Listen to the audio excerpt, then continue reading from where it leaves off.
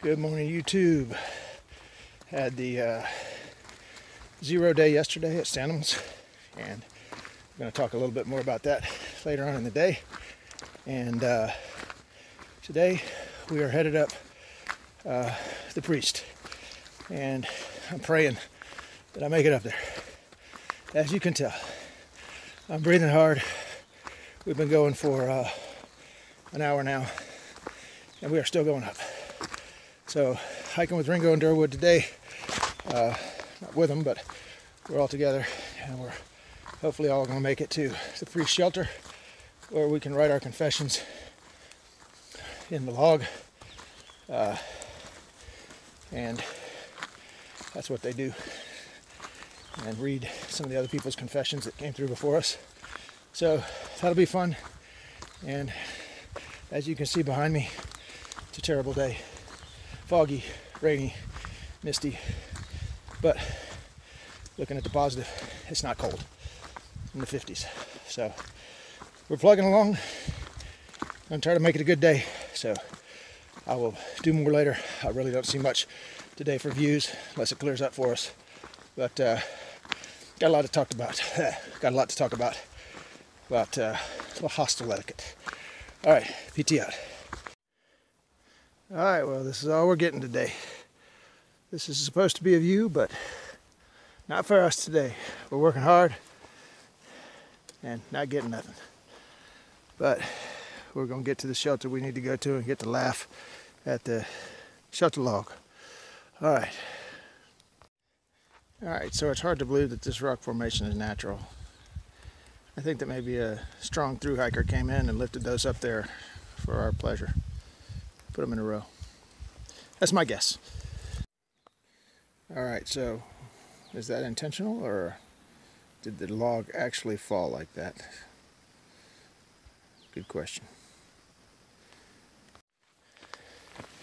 Alright, good afternoon, YouTubers. Today, as you can see, it is foggy, rainy, cloudy. Reminds me of a Georgia day. So we have had very few views, just soupy fog, and that's the way it goes. So what I'm going to talk about a little bit today is etiquette and common courtesy in a hostel. And understand that we're all living together, sleeping in bunks, and just some basic common courtesy. Number one, if you got one bathroom, which most hostels don't, they have more than one, but some only have one, and there's a bunch of people there, 16 to 20, bathroom time is going to be limited. Shower time especially. So take your shower. Don't spend 30-40 minutes in there. And before you take your shower, ask the people, hey, I'd like to take a shower. Does anybody need to use the restroom before I get in there? And 10 minutes, something like that. And B, take a shower. There's enough time through the evening for everybody to get a shower in if everybody takes a 10-minute shower. You're sleeping in a bunk room with a bunch of other people. We all stink. We know that. But if you take a shower, it helps. We're all ripe. Clothes are all ripe. So everybody needs to take their turn on the washing machine too.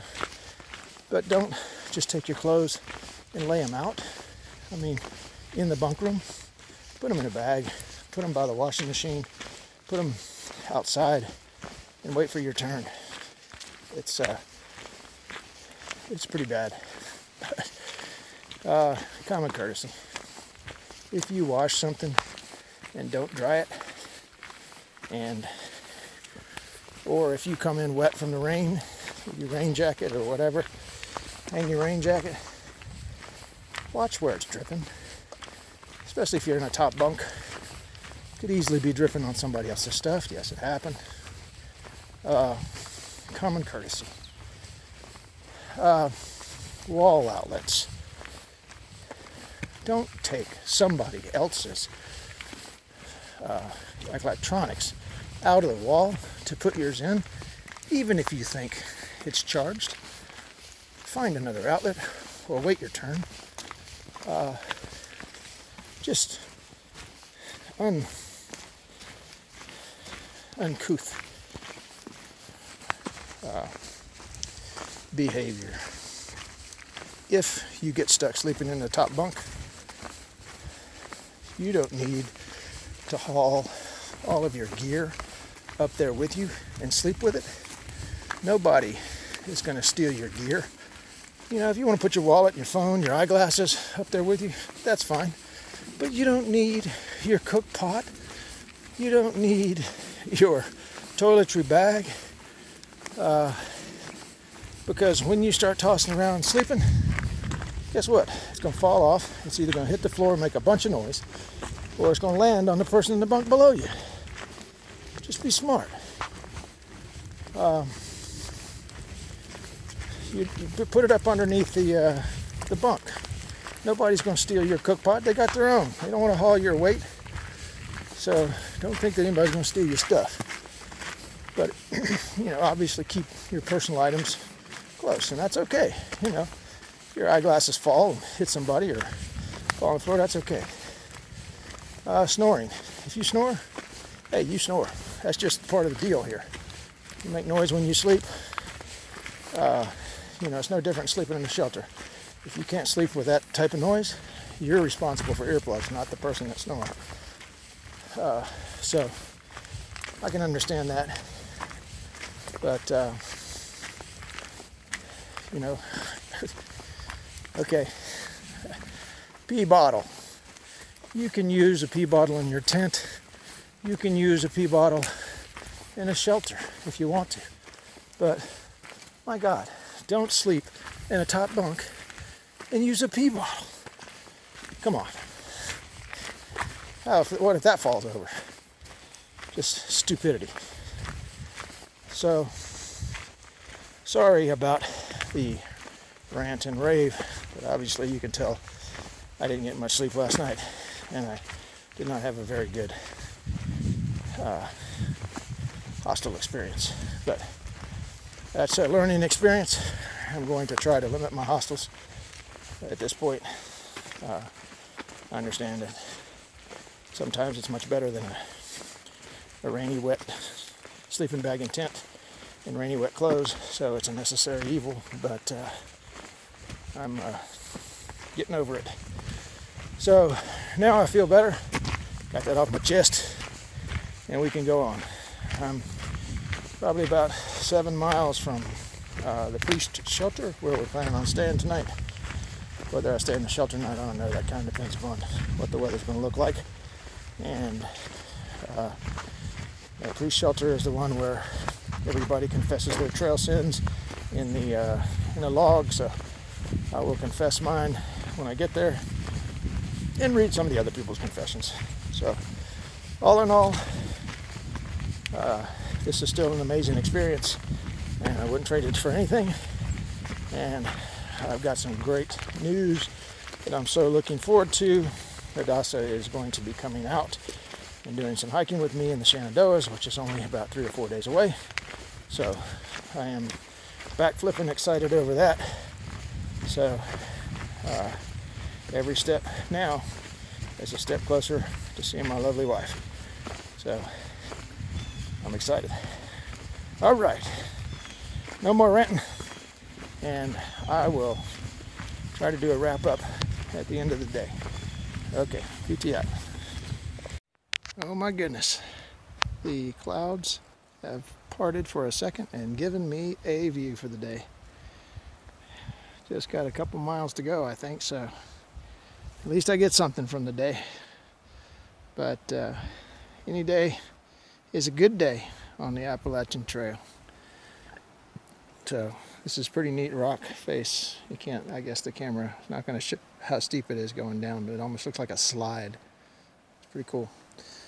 And it goes on up that way. All right, boots north. Alright, YouTube. And all snuggled up in the sleeping bag. Durwood and Ringo and I went about 3/10 off trail prior to Priest Shelter to find an awesome tent site. We are piled up, we're kind of spread out, but I actually picked a site that's right next to the water. So if I shut my mouth, that noise is the creek just flowing by me. So Durwood and Ringo came over. I've got a little fire pit right here near my tent, and we came over, sat down, had dinner, and all of us ate, chatted, had a great time to finish out the day. The day was a rough day. A lot of miles. We did 20, and they were not easy, and the weather was bad. No views, very few views. What I had, I videoed, and ended up on a great note. So tomorrow we have decided that we are going to do 16, right at 16.3, I believe, and pull off at Reed's Gap and see if we can get a ride into Devil's Backbone Brewery.